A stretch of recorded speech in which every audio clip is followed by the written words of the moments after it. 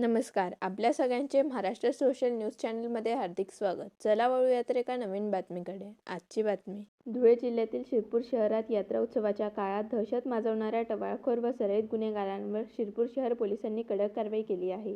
खेळणी दुकान लावण्यावरून 2 गटांमध्ये झालेल्या वादातून तुफान हाणामारी झाली होती.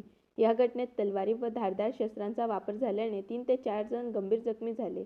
या प्रकारामुळे यात्रा परिसरात भीतीचे वातावरण निर्माण झाले होते. घटनेचे गांभीर्य लक्षात घेऊन शिरपूर शहर पोलिसांनी तात्काळ कारवाई करत संबंधित आरोपींना अटक केली. ज्या ठिकाणी हा वाद झाला त्याच परिसरातच संध्याकाळी आरोपींची भर बाजारात धिंड काढण्यात आली. ज्या भागात दहशत होती त्याच भागात धिंड काढून आरोपींचा माज पोलिसांनी उतरविल्याने नागरिकांकडून समाधान व्यक्त होत आहे.